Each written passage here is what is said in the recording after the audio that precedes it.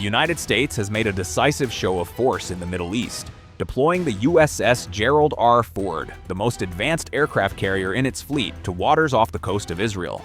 Ordered by President Donald Trump, the move signals a sharp escalation in military readiness, placing one of the world's most powerful naval assets at the center of a rapidly evolving regional landscape.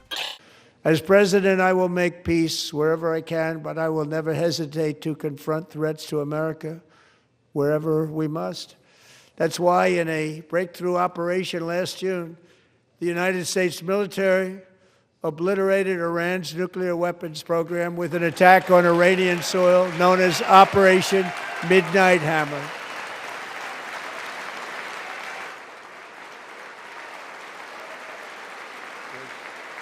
Good.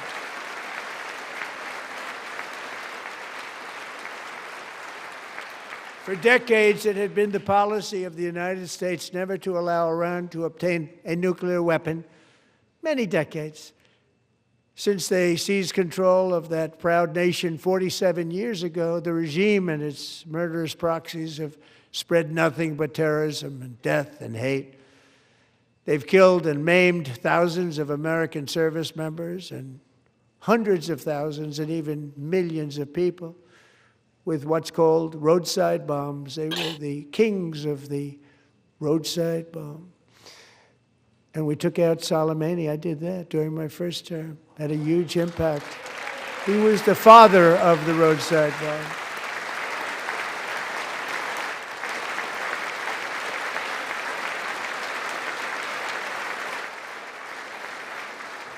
And just over the last couple of months with the protests, they've killed at least, it looks like, 32,000 protesters. 32,000 protesters in their own country.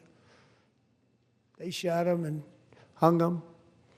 We stopped them from hanging a lot of them with the threat of serious violence. But this is some terrible people. They've already developed missiles that can threaten Europe and our bases overseas, and they're working to build missiles that will soon reach the United States of America. After Midnight Hammer, they were warned to make no future attempts to rebuild their weapons program, and in particular, nuclear weapons. Yet they continue, starting it all over. We wiped it out, and they want to start all over again, and are at this moment again pursuing their sinister ambitions. We are in negotiations with them. They want to make a deal, but we haven't heard those secret words. We will never have a nuclear weapon. My preference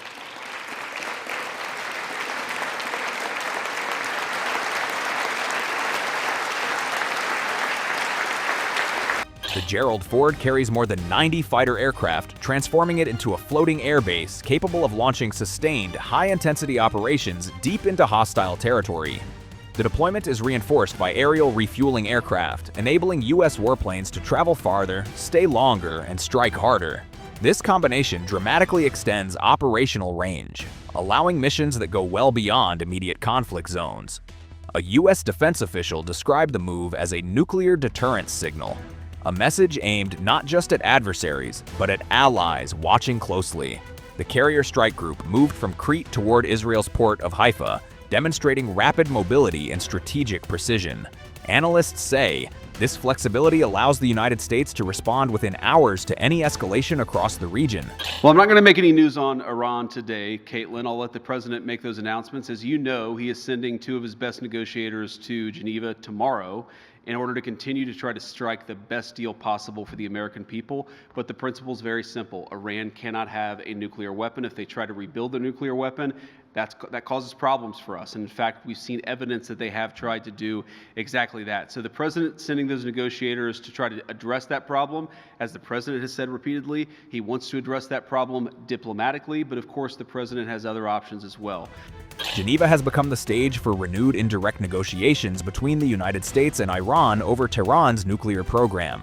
The talks, involving senior officials and international mediators, lasted nearly 3 hours and are set to continue. But cracks are already visible. What happened in this round of talks in the discussion room? In the name of God, the most compassionate, the most merciful. Well, today I can say that it was one of our newest and longest rounds of negotiations. We had almost 4 hours in the morning and about 2 hours on our own. Safi and indirectly Mr. Busaidi, the foreign minister of Oman, and in some parts Mr. Grossi as well. They were exchanging these discussions between the two sides. Mr. Grossi's presence was good in terms of technical matters, and Mr. Busaidi, as usual, and I can say that during these long and very intense hours, there has been good progress, and we have entered the stage of a potential agreement very seriously, both in the nuclear field and in the area of sanctions. Regarding this, on some issues, the understandings have now become very close. Some issues are natural. We have differences of opinion, but perhaps more than before, a new seriousness was evident on both sides. In an effort to finally reach a negotiated solution, it has been officially decided by the parties that the technical teams would commence their detailed technical reviews in the city of Vienna beginning this coming Monday. At the International Atomic Energy Agency, with the help of so-called experts and the organization itself, we will address some of the technical issues to reach a framework and format that can then be aligned with the political demands of both sides. It was also decided that very soon, perhaps in less than or within about a week, the next round of negotiations will be held. Overall, as I mentioned, I can say that this was one of our best rounds of negotiations. It was one of the newest, the longest, and Mr. Busaidi, the Minister of Foreign Affairs of Oman, also tweeted and stated that very good progress was made. Given the information you provided about the technical experts and the issue of the agency, I'd like to know what discussions we had in the area of lifting sanctions and what plans have been made in this regard.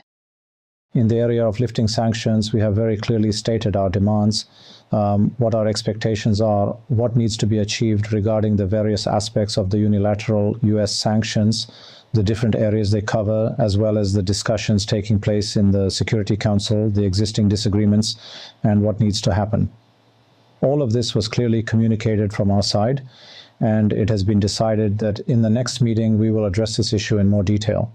So for now, we know that next week there will be technical expert level meetings, and will it be announced at the level of foreign ministers and heads of the negotiating delegations? Yes, the technical meetings at the agency will start on Monday. This in itself shows that both sides have become serious enough to now enter into detailed technical discussions. Our own next meeting, the fourth round, has been agreed upon and will be held soon. I think we will have this meeting in about a week, and there are a number of tasks that both sides need to do. Some documents need to be prepared, and naturally they will need to hold consultations in the capital, and after that we will have the next meeting. Thank you very much.